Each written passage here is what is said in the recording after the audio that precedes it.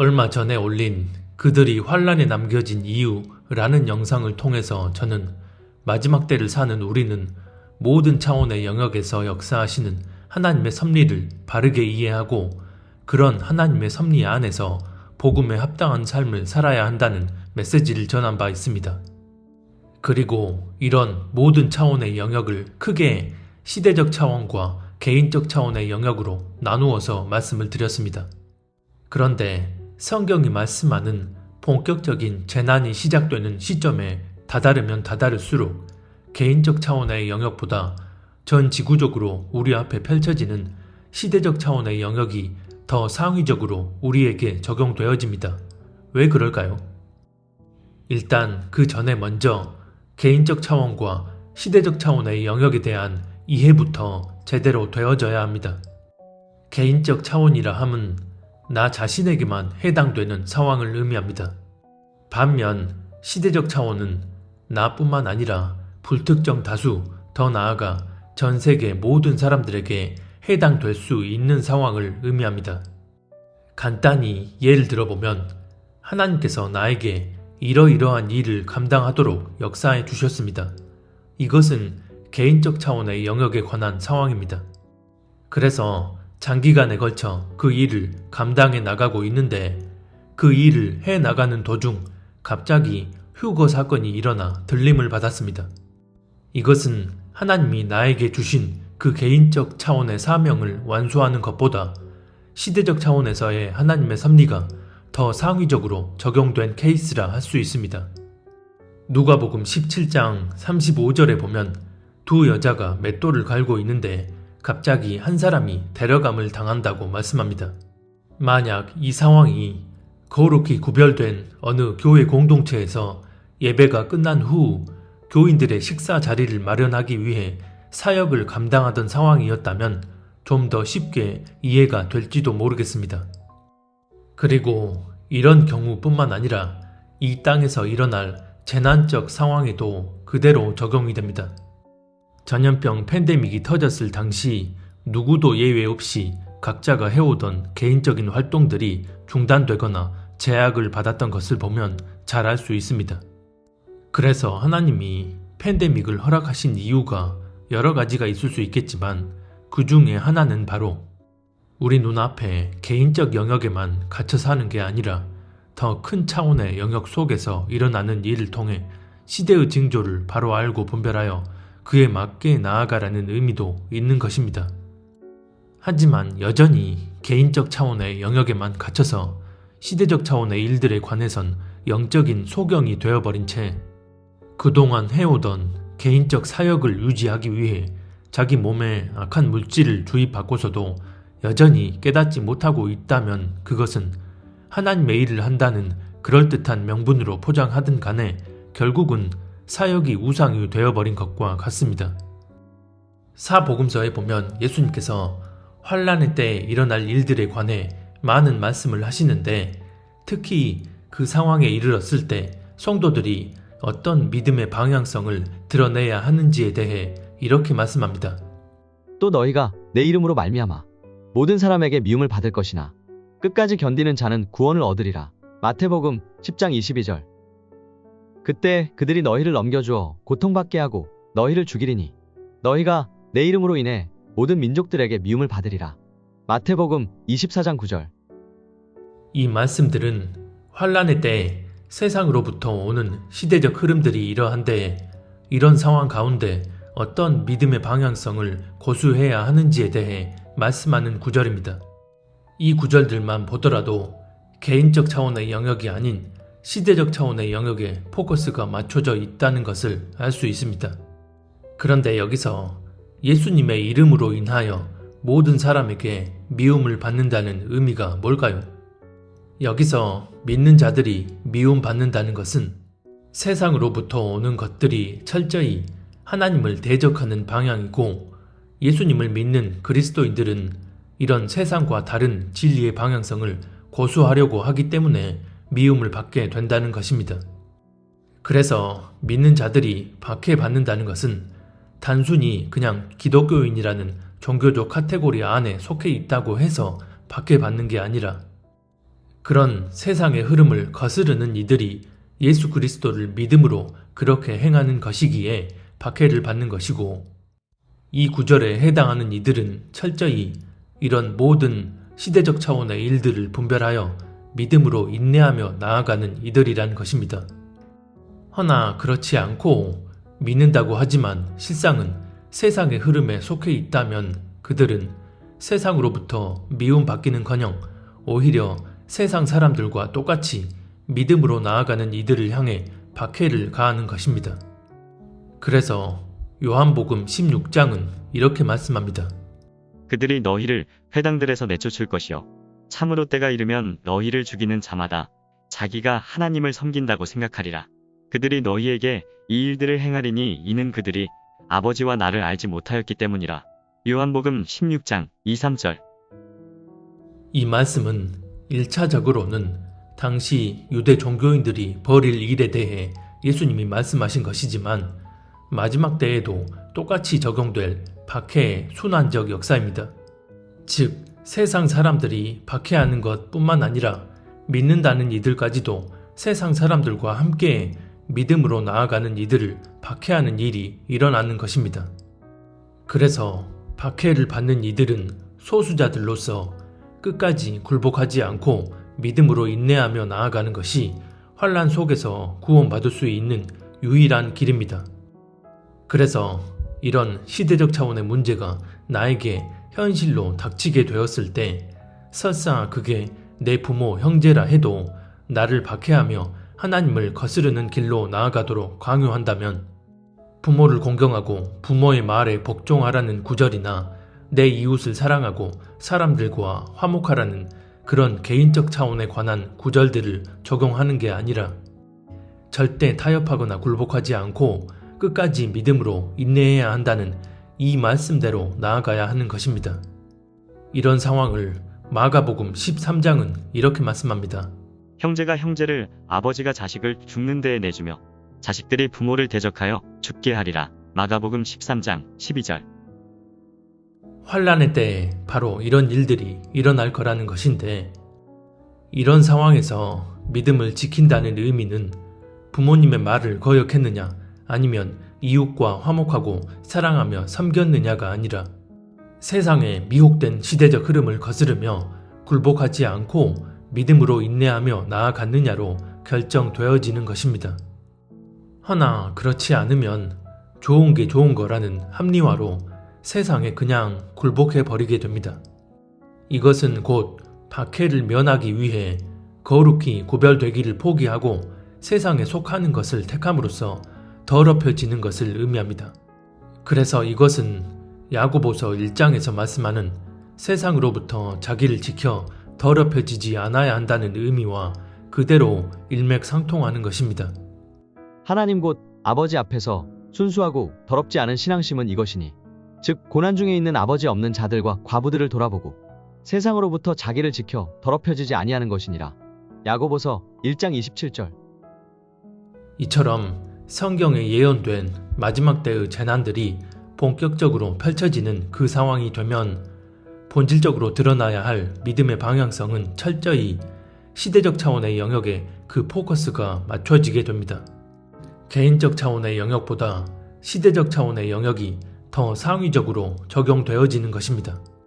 즉, 첫 추수 휴거 이전에는 야고보서 1장 27절 말씀이 그대로 적용되어 개인적 차원과 시대적 차원의 영역에서 균형적인 믿음의 방향성이 주님 안에서 온전히 드러나야 하는 것이고, 첫 추수 휴거 이후에는 개인적 차원보다 시대적 차원의 영역이 더 상위적으로 적용되어져서 세상으로부터 오는 거대한 시험 가운데 내 영과 혼과 육을 온전히 지켜내어 끝까지 믿음으로 나아가야만 하는 것입니다.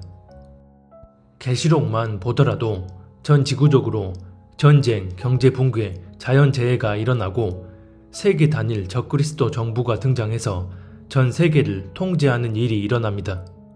그러면 이런 상황에서 시대적 차원의 일들이 개인적 차원의 일보다 더 상위적으로 적용된다는 의미는 주변 누군가에게 말을 함부로 했느냐의 여부보다 경제가 붕괴되어 먹고 사는 게 막막해지고 이를 명분 삼아 지배 권력에 의한 거대한 흐름이 내 개인 삶의 영역에 드리워졌을 때 타협하지 않고 끝까지 믿음으로 나아갔느냐의 여부가 더욱 중요한 믿음의 척도가 되는 것입니다. 또 내 눈앞의 유익을 위해 다른 사람에게 겉과 속을 달리하며 계산적으로 행동했느냐의 여부보다 전쟁이 터져서 내 개인 삶의 영역에까지 드리워졌을 때 그럼에도 주님 안에서 흔들리지 않고 그분의 인도하심을 구하느냐의 여부가 더욱 중요한 믿음의 척도가 되는 것입니다.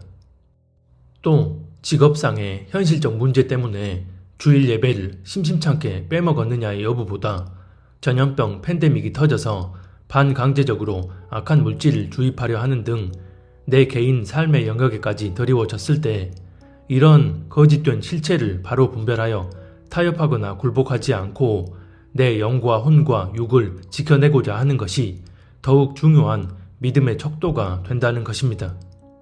그런데 중요한 것은 우리가 바로 지금부터 영적인 단련이 믿음 안에서 제대로 되어 있지 않으면 곧 도래할 이런 시대적 차원의 흐름 앞에 결코 믿음으로 이겨낼 수 없게 됩니다. 우리에게는 이미 이런 시대적 차원의 일들을 서막이자 맛보기로 경험한 바 있습니다.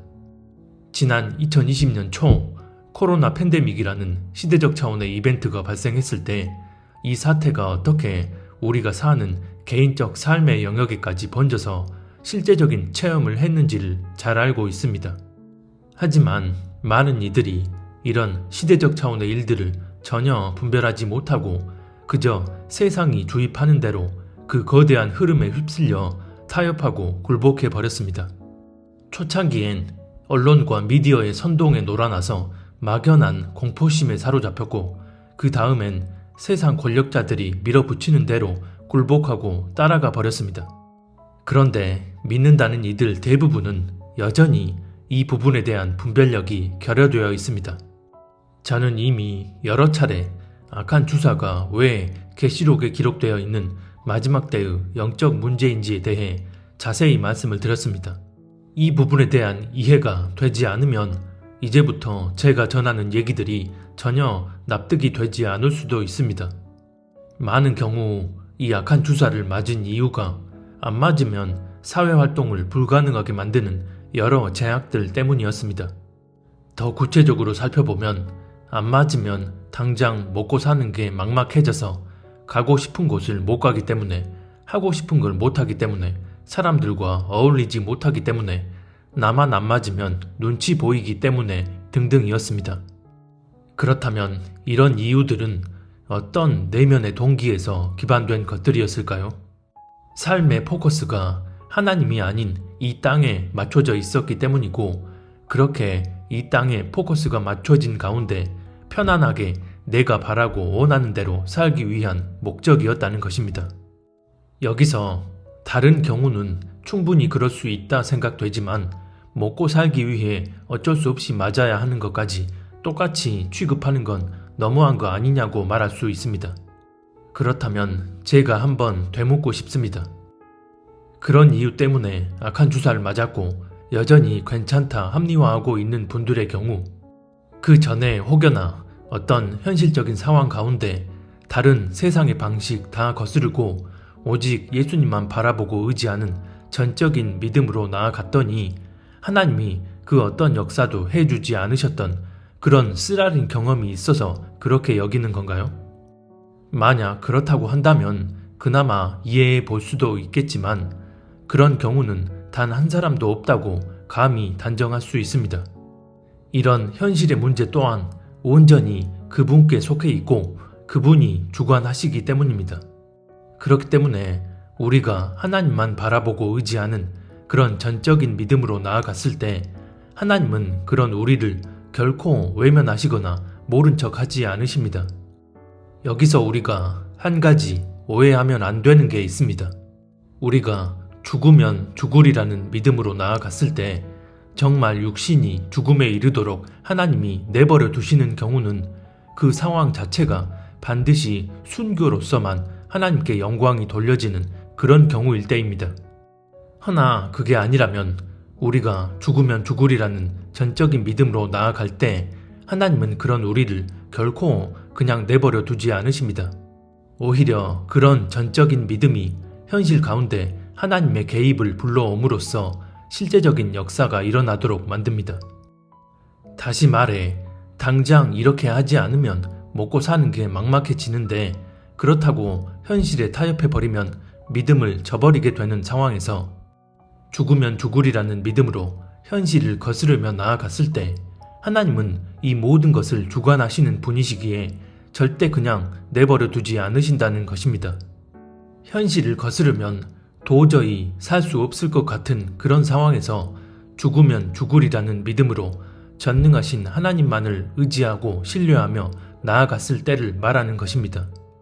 하지만 믿는다고 하면서도 대부분은 살아서 역사하시는 하나님을 전혀 신뢰하지 못하고 이런 현실에선 하나님도 어찌할 수 없으시여 라는 마음을 대놓고 품진 않더라도 당장 현실에 압도당한 상태에서 은연중에 그런 불신의 마음을 내면 깊숙이 깔아놓고서 현실에 굴복해버리는 자신의 선택을 당연시 여깁니다. 그동안 내가 누려오던 육신의 삶을 누릴 수 없으니 악한 주사를 맞는 걸 당연시하고 정당화한다는 것은 그동안 입술로는 하나님이 내 삶의 주인이시고 그런 하나님을 따라 살아간다는 그럴싸한 신앙 고백은 해왔지만 실제로는 하나님을 현실 문제와 별개로 분리시켜서 성경책 안에 갇혀 계신 분으로 치부해버리면서 현실 문제는 현실의 방식과 순리에 따라야 하는 게 아주 당연하다는 그런 의식으로 살아왔다는 것을 의미합니다. 맛보기에 불과한 시대적 문제 앞에서도 믿음으로 나아가지 못했다면 팬데믹을 비롯한 전쟁과 경제 붕괴 등 앞으로 우리가 맞이하게 될 더 큰 시대적 이벤트 속에서 다시 한번 먹고 사는 현실 문제로 내 믿음이 시험을 받게 됐을 때 더욱 분명하게 세상과 타협하지 않고 믿음으로 결단하며 내 영혼 육을 지켜내야 합니다. 즉 이제 남은 것은 환난 속에서 더 큰 시험대를 맞이하므로 더욱더 확실한 믿음을 증명해 보여야 한다는 것입니다. 그래서 성경은 이 환난의 때를 가리켜 시험의 때라고 지칭합니다. 내가 나의 인내의 말씀을 지켰은즉 내가 또한 너를 지켜 시험의 때를 면하게 하리니 이는 장차 온 세상에 임하여 땅에 거하는 자들을 시험할 때라. 요한계시록 3장 10절. 휴거가 일어나기 전에는 분명히 시대적 차원뿐만 아니라 개인적 차원의 영역 또한 균형적으로 우리가 합당한 믿음의 방향성을 드러내 보여야 하기 때문에 시대적 차원에 속한 세상 흐름에 휩쓸리지 않았다는 그것만 가지고 하나님 앞에 합당한 사람이라 결론 지을 수는 없습니다. 즉, 시대적 차원의 문제에 있어서 온전히 분별하여 주님 뜻대로 나아간다고 해서 그런 사람들이 무조건 하나님 앞에 합당한 중심을 가진 사람은 아니라는 것입니다. 하지만 하나님 앞에 합당한 중심을 가진 사람이라면 이런 시대적 차원의 영역에 대한 분별이 100% 완전하게 되어질 수밖에 없습니다. 이 부분을 헷갈리지 말아야 합니다.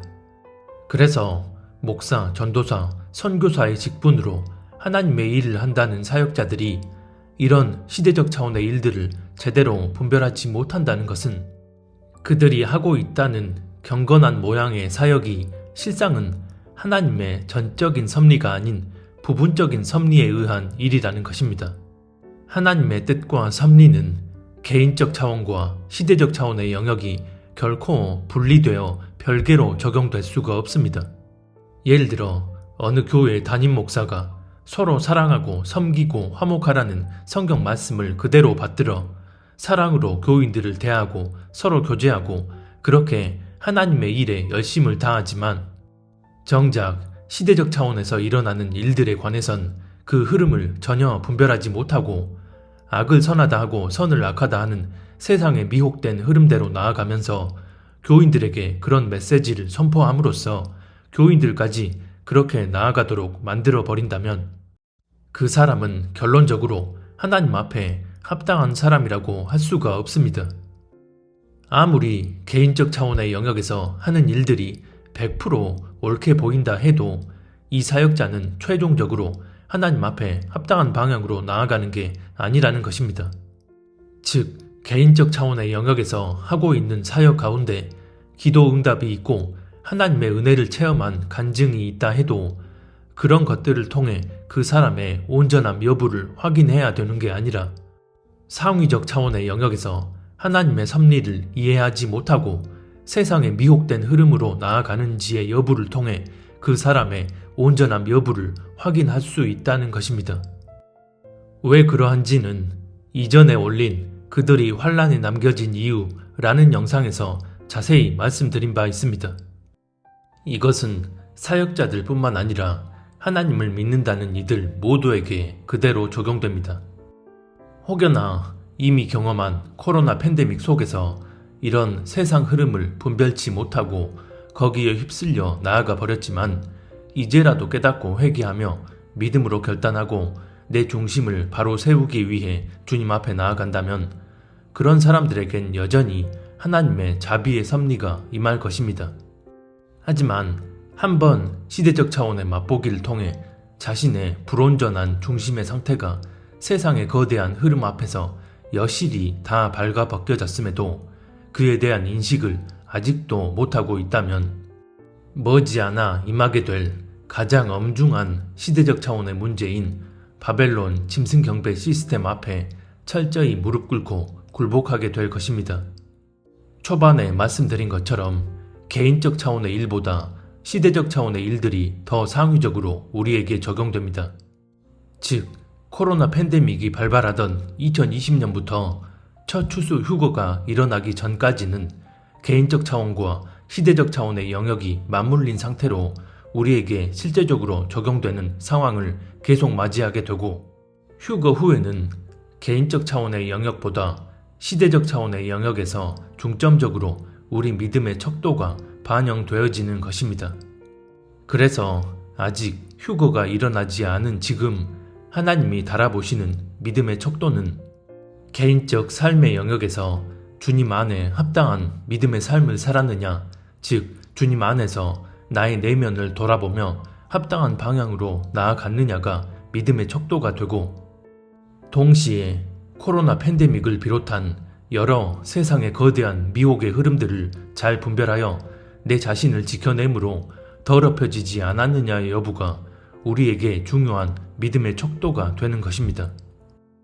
허나 이런 모든 차원에 대한 하나님의 섭리를 제대로 이해하지 못하면 자신은 복음에 합당한 삶을 살고 있다 여기지만 실상은 자기가 옳다 여기는 종교적 기준에 의한 바운더리를 자기 마음대로 설정해 놓고 거기에 국한된 반쪽짜리 복음만을 믿고 설파합니다. 데살로니가 후서 1장에 보면 이런 말씀이 나옵니다. 하나님을 모르는 자들과 우리 주 예수의 복음에 복종하지 않는 자들에게 형벌을 내리시리니 이런 자들은 주의 얼굴과 그의 힘의 영광을 떠나 영원한 멸망의 형벌을 받으리로다. 데살로니가 후서 1장 8절. 여기서 하나님을 모르는 자들은 말 그대로 불신자들을 의미하고, 주 예수의 복음에 복종하지 않는 자들은 믿는다고 하는 이들, 더 나아가 한번 거듭났다는 자들일지라도 실상은 그 복음 안에 온전히 거하지 않으므로 복음에 의한 삶을 살고 있지 않는 이들입니다. 이런 사람들이 환란에 들어가서도 끝내 구원받지 못한 채 영원한 멸망을 받게 된다는 것입니다. 지금은 분명 개인적 차원과 시대적 차원의 영역 모두에서 주님 앞에 합당한 복음의 방향으로 나아가야 할 때입니다. 하지만 많은 그리스도인들이 한 가지 차원의 영역에만 포커스를 맞춰놓고 그 영역 안에 갇혀버리는 것을 봅니다. 먼저는 시대를 바르게 분별해야 한다는 명목 하에 이런 시대적 차원의 영역에 갇혀서 그런 차원의 일들에만 관심을 쏟습니다. 하지만 개인적 차원의 영역에선 전혀 복음에 합당치 못한 방향으로 나아갑니다. 예를 들어 단 한 번도 몸 안에 악한 물질을 주입하지 않았고, 또 차별금지법의 실체를 바로 알고서 거리에 나가 피켓을 들고 목소리 내며 행동을 합니다. 주류 교단들의 배도에 대해서도 바르게 분별하고 거기서 구별되어 바른 방향으로 나아가는 것처럼 보입니다. 하지만 개인적 삶의 영역에선 뒤에서 누군가에 대해 수근수근거리며 험담하는 것을 아무렇지 않게 여깁니다. 그리고 자기의 유익을 위해 계산적으로 행동하며 거짓말을 서슴지 않기도 합니다. 또 자기 내면을 전혀 돌아보지 못하고 자신의 감정을 쉽게 분출하며 감정적 태도로 나아가기 일쑤입니다.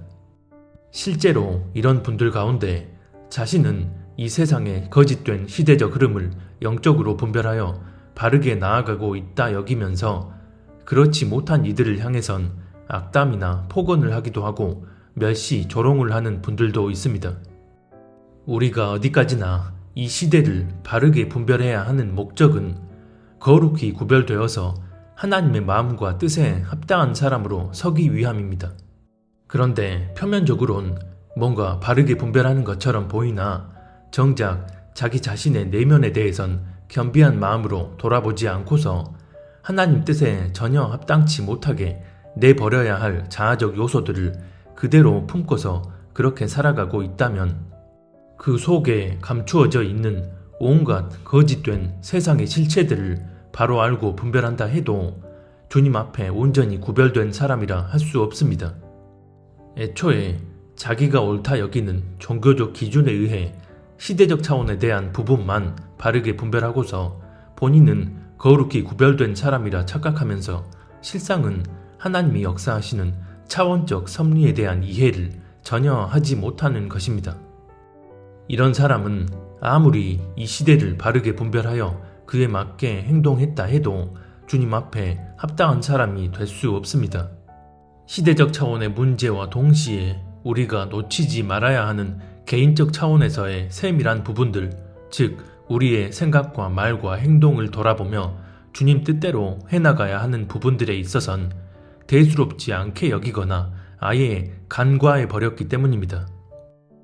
그런데 이와는 정반대로 자신은 예수 그리스도의 복음만 알고 그 복음에 합당한 방향으로 나아가고 있다 여기지만 모든 차원의 영역에 있어서 복음의 근원 되신 예수 그리스도께서 인도해 주시고 조명해 주시는 대로 나아가는 게 아니라 하나님이 역사하시는 섭리의 영역을 자기 마음대로 정해놓고서 그렇게 자기가 받아들이고자 하는 대로만 나아갑니다. 이렇게 되면 개인적 차원의 영역에선 복음에 합당한 방향으로 나아갈 수 있지만 시대적 차원의 영역에서 우리 영혼과 맞닿아 있는 문제들에 대해선 오히려 잘못된 방향성을 심어줍니다. 유튜브에서도 메시지를 전하는 많은 사역자들 대부분이 이렇게 개인적 차원의 영역에만 머물러 있는 경우가 많습니다. 한 번 구원은 영원한 구원이 아니다. 날마다 자기 자신을 십자가에 못 박고 죄를 이기는 삶을 살아야 한다. 오직 예수 그리스도만 바라보고 그분의 은혜 안에 거해야 한다. 이웃을 섬기고 사랑해야 한다. 등등. 개인적 삶의 영역에서 우리가 어떻게 복음에 합당한 삶을 살아야 하는지에 대해선 말씀대로 잘 전하지만 시대적 차원의 문제들에 관해선 세상의 미혹된 흐름에 그대로 동화된 채 주류 언론과 미디어가 주입하는 대로 판단하고 결론 내버림으로써 전염병 팬데믹이 터졌고 그래서 악한 주사를 맞는 거니까 이건 영적인 문제가 아니라고 말합니다. 사랑, 인권이라는 미명하에 동성애에 대한 사회적 편견을 깨야 한다는 미혹된 세상 흐름을 그대로 교회 안에 가지고 들어옵니다.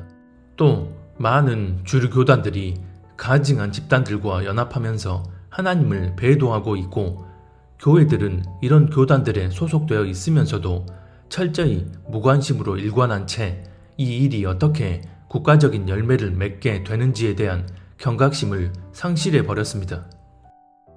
전 세계 다른 나라들에도 많은 교회들이 있고 이런 교회들도 문제가 많지만 한국 교회의 경우는 다릅니다. 만약 교회들이 이런 시대적 차원의 문제들에 대해 바르게 분별하여 하나님 뜻대로 나아갔다면 전 세계 수많은 국가들 가운데 하필 한반도 땅이 세계 유일의 분단 국가가 될 이유가 없고 하필 그 분단된 북쪽에 인류 역사상 가장 잔혹한 우상 독재 정권이 세워질 이유가 없습니다. 설사 하나님이 이것까지는 허락하셨다 할지라도 저 북한의 우상 독재 정권은 이미 오래전에 붕괴되었을 것입니다. 하지만 지금의 현실은 우상 독재 정권의 멸망은커녕 독재 체제는 더욱 공고해지고 핵무기는 고도화되어서 가뜩이나 지정학적으로 가장 화약고가 될 수 있는 위치에서 이젠 한반도의 전쟁이 터질 것인지의 문제가 아니라 언제 터질 것인지의 시기 문제만 남은 상태입니다. 한반도에서 전쟁이 일어난다면 북한은 우리가 전혀 대비하지 않고 있는 허점을 파고 들어올 것이기에 우크라이나 전쟁이나 이스라엘 하마스 전쟁에 비해 그 피해 정도가 차원이 다를 것입니다. 신사참배로 인한 6.25 당시 부산 경남을 제외한 한반도 전 지역이 공산화 직전까지 갔던 이 땅에 하나님께서 놀라운 기적을 베풀어 주셔서 다시 한번 기회를 주시고선 더 나아가 물질적인 번영까지 허락하시고 휴전 상태에서 무려 70년 넘는 세월 동안 인내하며 기다려 주셨으나 이제는 그 기회의 시간이 다 된 듯합니다. 그럼 전 세계 교회들도 문제가 많을 텐데 왜 유독 한국 교회의 문제가 더 큰 영적 문제로 부각이 되느냐? 이 부분에 대한 더 자세한 내용은 영상 마지막에 나오는 오른쪽 링크 화면을 클릭해서 꼭 보시기 바랍니다. 정말 하나님을 경외함으로 그분과 동행하고자 하는 그리스도인이라면 내 눈앞에 보여지는 개인적 삶의 영역에만 갇혀서 시대적 차원의 일들에 대해선 무관심으로 일관하면 안 됩니다. 이것은 다시 말해 본인만 인식하지 못하고 있을 뿐 세상이 주입하는 미혹된 흐름대로 함께 휩쓸려 나아가고 있다는 말과 같기 때문입니다. 성령과 악한 영이 활동하는 이 영적 세계의 원리가 그렇습니다. 사탄은 우리가 합당한 방향으로 나아가는 내면의 영역엔 쉽게 침투해 들어올 수 없습니다. 오히려 우리에게 틈이 보이는 그 부분을 교묘히 파고 들어와서 누룩을 집어넣습니다. 그래서 영적으로 혼란한 이 마지막 때에 모르고 있다는 것은 곧 미혹되어 있다는 말이기도 합니다. 모르고 있다는 그 자체도 문제지만 그렇게 모르고 있음으로 인해 세상이 주도하는 그 미혹된 흐름에 자기도 모르게 휩쓸려 가버리기 때문에 결론적으론 모르는 것이 곧 영적인 치명상을 입게 되는 것입니다. 만약 이러하다면 본인이 아무리 개인적 삶에서 기도하고 말씀 보고 예배 잘 드리고 종교적 열심히 투철하다 해도 결국 하나님 앞에선 합당치 못한 자로 판결을 받게 되는 것입니다. 계시록에 나오는 7교회의 경우만 보더라도 잘 알 수 있습니다. 여기까지 영상을 보신 분들 가운데 본인 스스로를 아주 객관적으로 돌아볼 때 나는 이런 시대적 현실에 대해선 잘 분별하여 행동하고 있다 여긴다면 이제는 개인적 삶의 영역에서 더더욱 주님과 온전히 동행함으로 내 생각과 말과 행동을 살피고 바른 중심의 방향성으로 나아갈 수 있어야 합니다. 그리고 반대로 본인이 이런 시대적 차원의 문제들에 대해 어떤 식으로든 세상 흐름에 미혹되어 있었음을 깨닫게 된 분이 있다면 주님 앞에 회개하시고 믿음으로 정진해 나갈 수 있기를 바랍니다. 아직 휴거 전 큰 틀에서 주님 오심을 준비한다는 것은 이런 모든 차원의 영역에서 하나님의 뜻대로 나아가는 것입니다. 우리는 이미 지구상의 모든 사람들에게 전무했던 전염병 팬데믹이라는 시대적 이벤트를 맞이했습니다. 그리고 이런 상황 속에서 우리는 개인적 차원의 영역에서 뿐만 아니라 시대적 차원의 영역에서도 어떻게 분별하여 행동했어야 하는지가 분명한 믿음의 척도로서 하나님 앞에 상달되어졌습니다. 왜냐하면 우리가 경험한 이 팬데믹은 앞으로 도래야 할 본격적인 시대적 재난들과 별개의 문제가 아니라 하나로 이어져 있는 그 글로벌 어젠다의 서막으로서 일어났던 일이기 때문입니다. 그렇기 때문에 첫 추수로 휴거될 수 있느냐의 여부는 개인적 삶의 영역, 즉 일상 가운데 드러나는 나의 내면과 말과 행동을 겸비한 자세로 돌아보며 그렇게 주님 뜻대로 나아가고 있는지의 여부와 함께 시대적 차원의 영역에서 우리에게 피부로 드리워졌던 그 상황 속에서 타협하거나 굴복하지 않고 온전히 믿음으로 인내하며 나아갔는지의 여부로 결정되어질 거라고 봅니다. 그래서 누군가에게는 이것이 휴거 전 믿음의 시험대라는 생각조차 하지 못한 상태로 이 상황을 맞이했고 지금도 깨닫지 못하고 있을 것이고, 누군가는 이 모든 것을 바로 알고 분별하여 믿음으로 인내하며 그 상황을 이겨냈고 또 지금도 이겨나가고 있을 것입니다. 똑같은 상황인데 누군가에게는 저주가 되고 누군가에게는 축복이 되는 것입니다. 이것이 아직 휴거가 일어나지 않은 지금 개인적 차원뿐만 아니라 시대적 차원의 영역에서도 복음의 본질과 방향성을 균형 있게 이해하고 받아들여서 그에 맞게 나아가야 하는 이유입니다. 2024년 새해가 밝았습니다. 그런데 새해가 시작되자마자 세계 곳곳에서 전쟁과 자연재해 등 혼란이 더욱 과중되어지고 있는 것을 봅니다. 정확한 때와 시는 알 수 없지만 2024년은 어쩌면 전쟁과 경제 붕괴와 전염병이라는 앞으로 예비된 시대적 재난들이 전 지구적으로 일어나는 그 시작점이 될지도 모르겠습니다. 밖에선 거대한 토네이도가 모든 것을 쑥대밭으로 만들면서 서서히 우리 집을 향해 다가오는데 정작 집 안에선 창문 걸어 잠그고 커튼으로 다 가려놓은 채 평안하다 안전하다 여기고 있다면 이것만큼 어리석은 일은 없을 것입니다. 이 땅에 사는 그리스도인들이 제발 이런 영적 소경이 되지 않았으면 좋겠습니다. 이런 중차대한 때에 부디 이 영상을 보시는 모든 분들이 사람에 미혹되지 않고 세상에 미혹되지 않고 개인적 차원과 시대적 차원의 영역 모두에서 하나님의 뜻과 섭리를 잘 헤아리고 믿음으로 인내하며 나아갈 수 있기를 바랍니다.